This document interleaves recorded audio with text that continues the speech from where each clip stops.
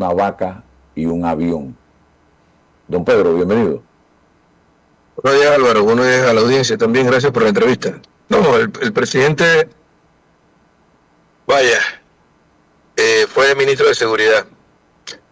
Estuvo durante casi 5 años en el gobierno de Ricardo Martinelli dirigiendo ese ministerio y debiera tener mayor conocimiento y una estrategia. No existe una estrategia. Es evidente que este es un gobierno que en todos los aspectos anda a tientas.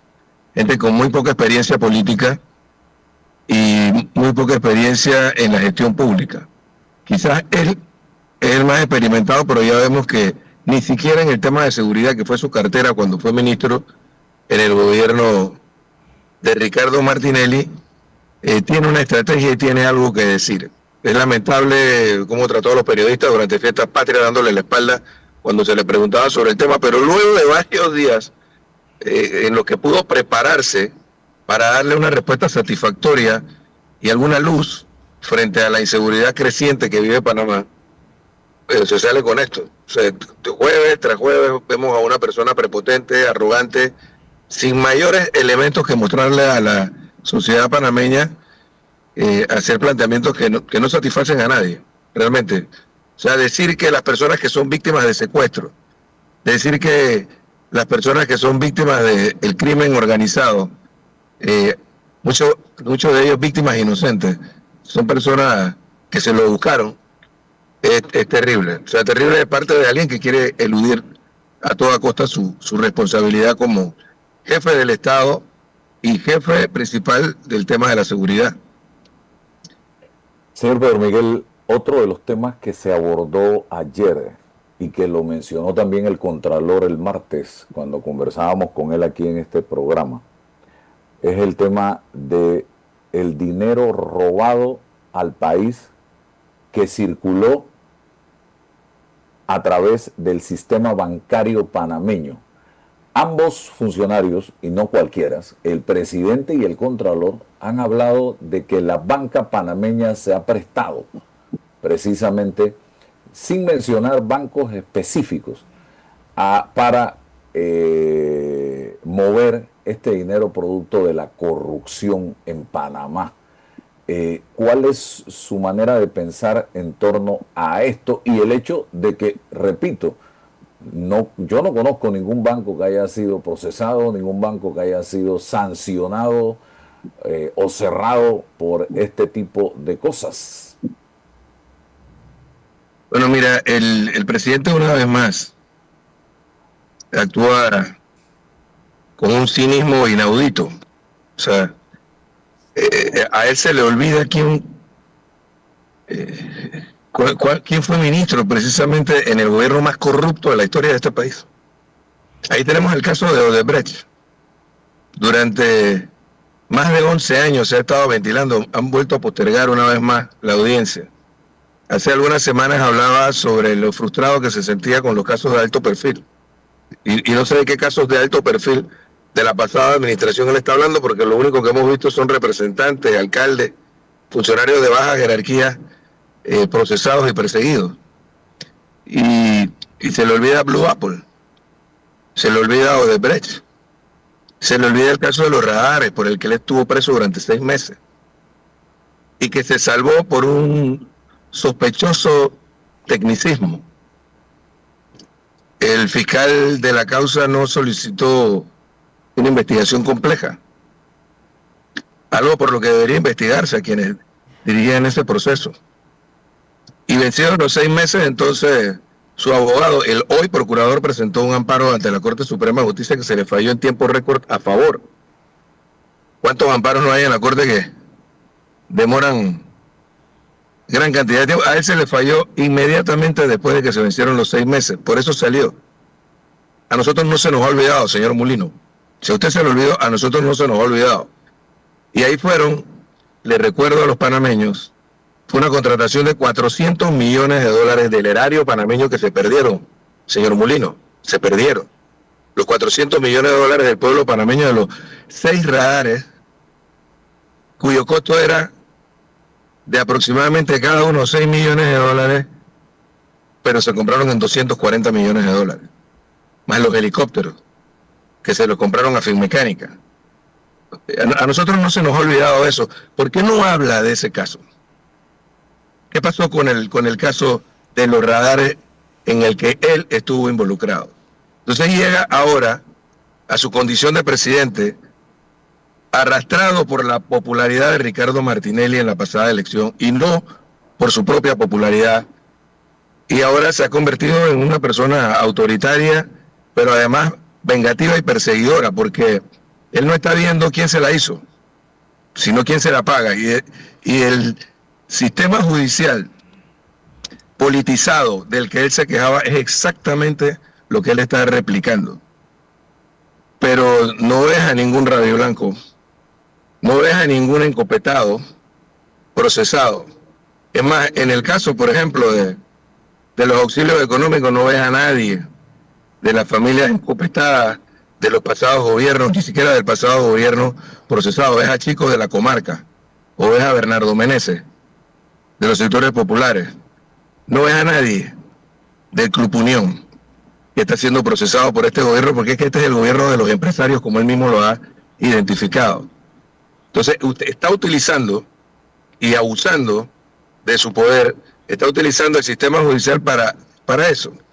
Mira, y en el caso del Contralor, él está tratando de hacerse una figura política también abusando de su poder. Creo que ese reglamento que se dictó él mismo para poder intervenir en los procesos y decretar secuestros es a todas luces ilegal e inconstitucional. Pero no ha querido darle trámite a la demanda de ilegalidad que se le presentó. Porque evidentemente cuando el sistema judicial analice el comportamiento del Contralor, terminará concluyendo de que hubo una violación al debido proceso. Y todos estos casos en los que el Contralor está interviniendo, abusando de sus facultades, van a ser viciados o están siendo viciados de nulidad por su propia actuación. Entonces, al final, este funcionario que trata de utilizar, abusando de su poder, su condición, para hacerse incluso como si fuese una especie de procurador. También tuviste que él habla de los procesos judiciales que lleva adelante el Ministerio Público como si él fuese el procurador, dando la primicia, dando la última de que a Héctor Brand se lo están investigando por enriquecimiento injustificado, algo de lo que ni siquiera ha hablado el Ministerio Público, pero él lo dice, porque es que él se cree que él es procurador también.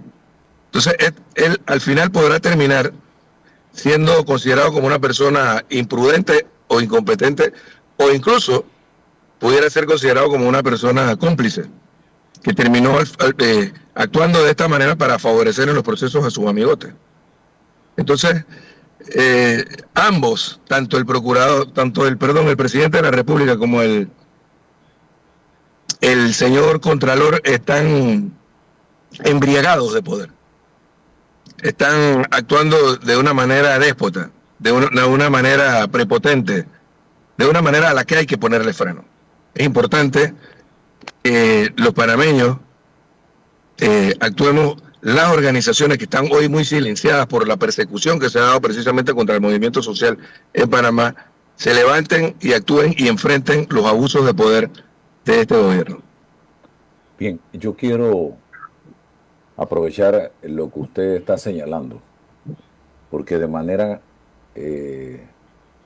coincidental he tenido, como unos periodistas se acercan a uno a contarle cosas, conversaciones con 3 personas diferentes que me han dicho o me han mencionado 2 nombres de personas vinculadas a la presidencia de la República. 2 nombres, me voy a reservar los nombres. Estas 2 personas, una se encarga de hacer el trabajo que estaba realizando en la administración Varela, o que acusaban de realizar en la administración Varela el abogado que falleció, apellido Saltarín. Y hay otra persona vinculada a la presidencia de la República que se encarga de hablar con personas para que declaren en contra de funcionarios de pasadas administraciones, ya sea del 14 al 19 o del 19 al 24. Si declaras en contra de fulano, te exoneramos de toda responsabilidad. Entonces yo me pregunto, y tengo los nombres, y tengo los testimonios de estas personas que han sido abordadas por este caballero, uno que fue director de una institución en el gobierno del presidente Ricardo Martinelli, y otro fue director de otra institución en el gobierno de Ricardo Martinelli. Entonces, están operando en este gobierno y la misión es precisamente hablar con personas para que declaren en contra de otros. Y yo me pregunto, ¿qué papel juega en todo esto el Ministerio Público? Porque si yo soy, estoy vinculado a un proceso, yo no tengo por qué ir a la presidencia ni hablar con nadie de la presidencia. Se supone que esa tarea le compete a un fiscal del Ministerio Público en un expediente que contemple todas las pruebas, evidencia, que se cumpla el debido proceso. Pero esto es muy delicado, porque aquí se habló en el gobierno de Varela, por parte del propio vocero, el propio presidente, de una procuraduría paralela. Y pareciera que algo parecido está pasando en estos momentos, señoras y señores, y lo digo y tengo los nombres y las personas que pueden testimoniar sobre ese tema. Don Pedro, ¿qué le parece? Bueno, que están haciendo exactamente lo mismo de lo que ellos se quejaban durante el gobierno de Juan Carlos Varela. O sea, pero nuevamente te digo, o sea, con un cinismo que rompe todos los límites. Porque se hablaba de aquella procuraduría paralela en la época de Kenia Porcel y del presidente Varela, y ahora ellos, de hecho públicamente, han creado un despacho. Bueno, ahora con lo que tú me dices, debe ser que ese despacho está operando en Presidencia de la República. Un despacho desde el cual centralizan todas estas denuncias y todos estos procesos, investigan, tienen acceso evidentemente a la información que está en las carpetillas, y entonces hacen ese trabajo que tú estás planteando. O sea, la utilización del Poder Judicial con fines de carácter político y quizás también de carácter económico, porque hubo también durante el gobierno del presidente Varela y la Procuraduría de Kenia Porcel, funcionarios dentro del Ministerio Público que establecieron una taquilla. Hubo mucha gente que se salvó a punta de pagar coimas de todos esos procesos. Y pudiera estar pasando estos tipos, acá en terreno, para que, digo, vamos a hablar claro. Estos que están gobernando son la misma gente que estaba gobernando con el señor Ricardo Martinelli, que formaron parte de la estructura de corrupción más grande que ha tenido este país. Ellos hablan de los 200 y tantos millones de la descentralización paralela que se le asignó a los representantes y alcaldes del gobierno pasado. Entonces tienen presa y procesada a una representante de corregimiento en Panamá Oeste del PRD, pero al alcalde del mismo distrito que era representante. Ella administró $200,000 en su junta comunal durante los 5 años del presidente Cortizo. Este otro sujeto es el alcalde del distrito de Chame, administró millones de dólares en su junta comunal, y a él nadie lo investiga porque es que la señora Roxana Méndez le dio el finiquito, como si ella fuese la Contraloría General de la República, para determinar si esos recursos fueron administrados correctamente o no. Eso es lo que está pasando con este gobierno. Un doble rasero, una doble moral. Y es lo que está ocurriendo con el presidente, que es el que da el ejemplo. Él es el que sale diciendo en Televisión Nacional un día jueves de la Presidencia de la República que está frustrado por el resultado de los casos de alto perfil, y no dice cuáles casos de alto perfil. ¿Qué casos de alto perfil se están investigando con este procurador? No los he visto, pero los casos de alto perfil a los que la ciudadanía le tiene los ojos puestos desde hace años, como Odebrecht, como Blue Apple, como New Business, estos sí son casos de alto perfil, señor presidente Molino. Eso no lo frustra. No lo frustra que hayan pasado más de 11 años, que aquí vino una empresa corrupta que corrompió medio mundo a nivel del continente, y aquí en Panamá no fue la excepción durante su gobierno, el gobierno de Ricardo Martinelli, del que usted fue ministro, y entonces a usted no lo frustra que ahora por enésima vez se haya suspendido la audiencia y se haya pasado para el año 2026, un proceso que empezó en el año 2014. O sea, eso sí debe ser frustrante, porque ahí se fueron miles de millones de dólares del pueblo panameño, no uno, ni dos, ni tres. Miles de millones de dólares del pueblo panameño que se drenaron hacia las cuentas de políticos y empresarios corruptos. Entonces, a eso no lo frustra a él, Álvaro. A él lo frustra es que hayan, que en alguna medida todavía el sistema garantista provoque que una persona que es detenida, a la que se le hace el show, cuando se ve que no hay elementos suficientes en la carpetilla para mantenerlo detenido, lo manden a su casa con una medida distinta a la prisión preventiva. Entonces, a eso es lo que lo frustra a él, que se aplique en alguna medida el Estado de Derecho. Y yo creo que nosotros tenemos que ser defensores del Estado de Derecho, estando en oposición o estando en gobierno. Pero ya te digo, él se para todos los jueves en televisión y dice este tipo de cosas que no tiene ningún sentido. El que no tiene la autoridad moral para hablar de esto es él. Oiga, ¿qué piensa usted que en la coyuntura que vive el país estemos comprando aviones de combate? Y ahora nos dicen que el precio aumentó y que es financiamiento por 76.3 millones de dólares, señor Pedro Miguel González, en un país que la Constitución establece que no debe, que no habrá ejército. Bueno, ¿qué te puedo decir? Esto es un gobierno que tiene una política exterior satelital y en materia de seguridad subordinada, además, a Estados Unidos. Es lamentable el retroceso que hemos tenido. Y bueno, no me extrañaría que todo esto sean parte de las exigencias que hace el gobierno de Estados Unidos al gobierno de Panamá. Y bueno, habría que ver con lupa estas contrataciones para que no pase lo mismo que pasaba cuando él era ministro de Seguridad durante el gobierno del señor Martinelli. Todas las contrataciones que se hicieron en aquella época fueron, vaya, durante ese gobierno, cualquier cosa que existió antes era un detalle. Y esa estructura se mantiene. Yo lo he dicho en múltiples entrevistas. Cambian los gobiernos, pero la estructura de la corrupción en Panamá se mantiene. Esa que instaló el gobierno del que él fue ministro, con Ricardo Martinelli, el señor José Raúl Molino. Se mantiene porque es que algo que deben comprender los panameños es que los principales beneficiarios de la corrupción en Panamá no son los políticos.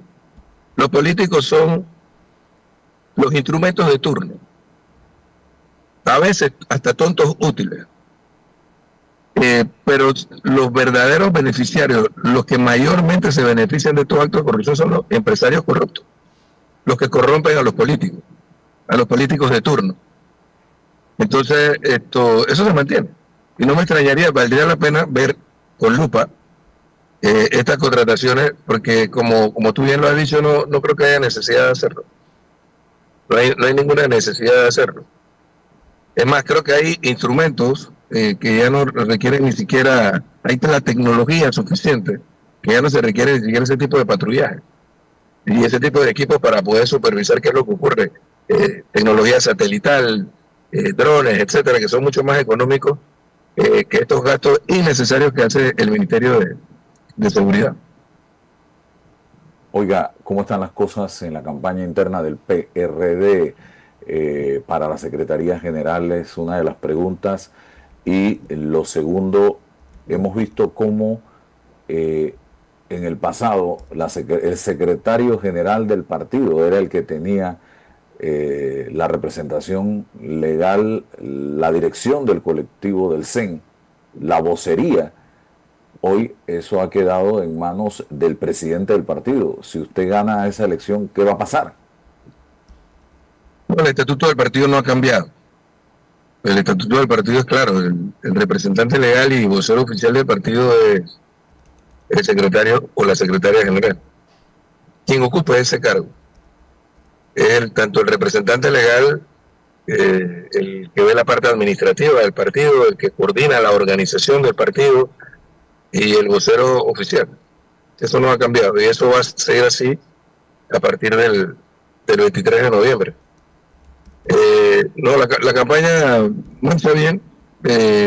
Los que somos candidatos pudimos participar en un sorteo, ya se los asignaron los números hace un par de días. Mañana, durante 6 días, a partir de mañana y hasta el próximo jueves, tendremos la posibilidad de divulgar en medios masivos o por redes sociales nuestras propuestas. Es una campaña corta en un universo pequeño, son 300 compañeros y compañeras que van a decidir quiénes complementaremos el Comité Ejecutivo Nacional del partido. Eso debe quedar claro, no hay una renovación integral. De llegar a ser electo como secretario general, mi misión, junto a la de otros compañeros, será la de, en coordinación con el Directorio Nacional, tomar las decisiones que correspondan para que este partido se renueve integralmente en el menor tiempo posible, en el lapso más corto posible. Si es posible, a más tardar en un año. Es decir, que nosotros podamos cerrar el año 2026 con una renovación integral y poder pasar la página de este momento crítico que hemos vivido y lamentable con esta dirección política. Pero eso será a partir del 23. O sea, no es que todo esto termine el 23, es que empieza el 23. Y nuestro propósito es ese, apoyarnos en el Directorio Nacional para que a partir de los próximos meses se den los movimientos que correspondan para que haya un Congreso ordinario antes de que termine el año 2026 y de esa manera tener el tiempo suficiente para que el PRD se reconecte con la sociedad.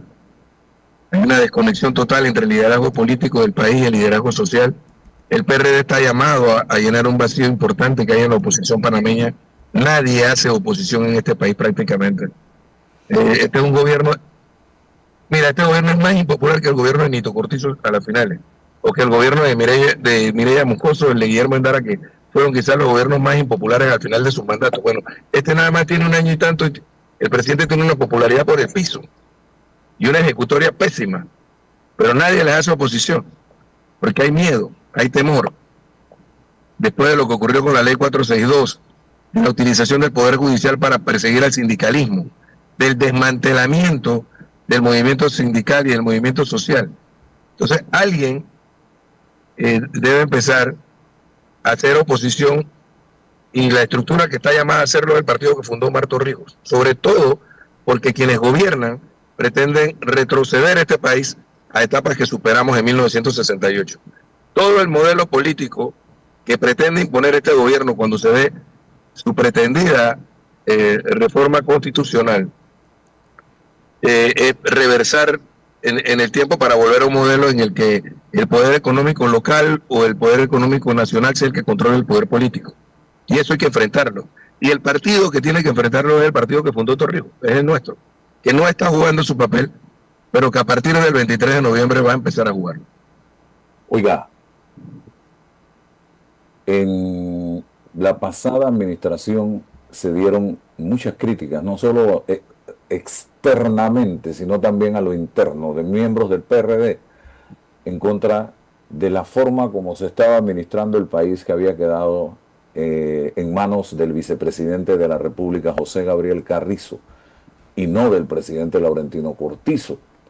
Hoy vemos que se ha tomado la decisión de cautelar bienes por parte de la Contraloría al señor Carrizo por investigaciones que está realizando la Contraloría General de la República. ¿Qué piensa usted de estos casos específicos, en el caso del señor Carrizo, que fue también candidato presidencial y que quedó detrás de la ambulancia en las pasadas elecciones? Y mira, yo pienso que nadie está por encima de la ley y que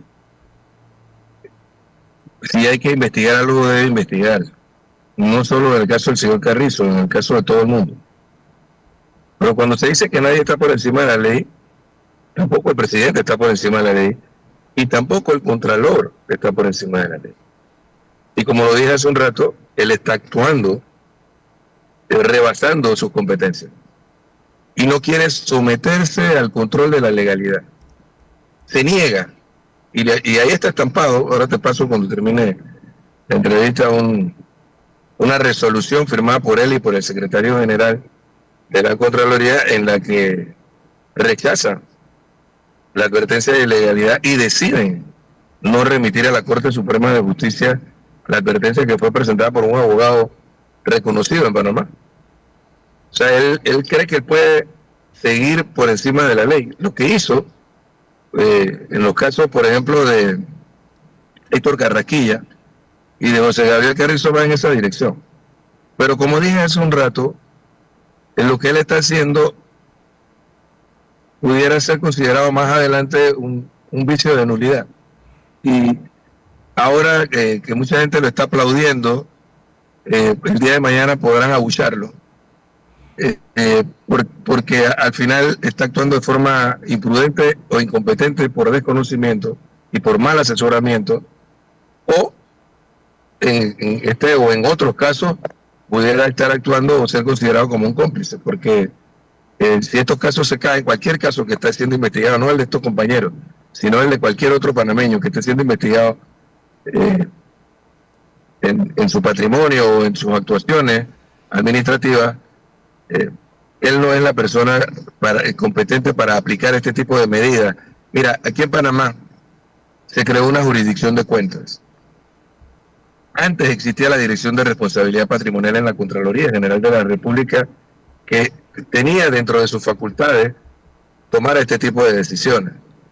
Pero se creó una jurisdicción de cuentas y él está entrando y rebasando su competencia para entrar en esa jurisdicción. Y por eso es que se le advierte la ilegalidad de sus actos, pero no quiere someterse al control. Entonces, eventualmente eso va a ocurrir. Y cuando eso ocurra, entonces podemos tener un juicio mucho más acertado de sus actuaciones. Creo que al final pudiera estar haciendo un favor a todos aquellos que él está supuestamente pretendiendo investigar o acosar, acorralar. De modo que hay que esperar un poco. Lo que indica la prudencia es que esperemos un poco para ver cuál es el resultado de todas estas actuaciones como decía un medio escrito, el contracurador, el contralor que se cree procurador. Ese es el señor Anel Bolo Flores. Bueno, un mensaje a la membresía del partido, don Pedro Miguel. Mañana empieza la campaña formal, no puedo solicitar a través de este medio. Empieza según el reglamento a partir del sábado 15 o esta noche, después de las 12 de la noche. Pero creo que va a ser un momento importante para el PRD el día 23. Vamos a empezar a actuar como partido de oposición de verdad y vamos a empezar a generar las alianzas sociales que correspondan para que este partido se levante, y vamos a adelantar los tiempos de la reestructuración para que tengamos tiempo suficiente para que se generen nuevos liderazgos dentro del partido que fundó Marto Ríos y poder presentarle a esta generación de panameños y a las futuras generaciones una opción para el desarrollo nacional que propenda hacia la constitución de una sociedad más equitativa, una sociedad de bienestar.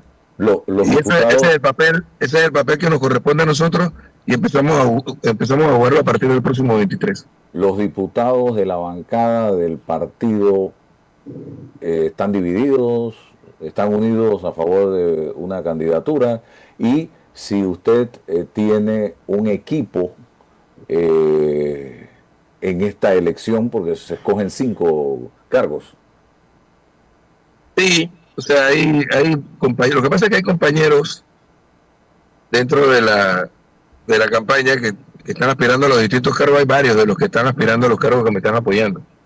Pero además, en el caso de los diputados, bueno, recuerda que tenemos una bancada pequeña ahora, ya no somos los 35 diputados que que tenía el PRD en la vuelta pasada, solo son 12, algunos me apoyan, la mayoría no, pero no creo que sea relevante en el resultado de la elección. Es relevante en el caso de los diputados que me están apoyando, tienen bastante control de los directores en su área, pero no necesariamente todos los diputados actuales tienen esa condición.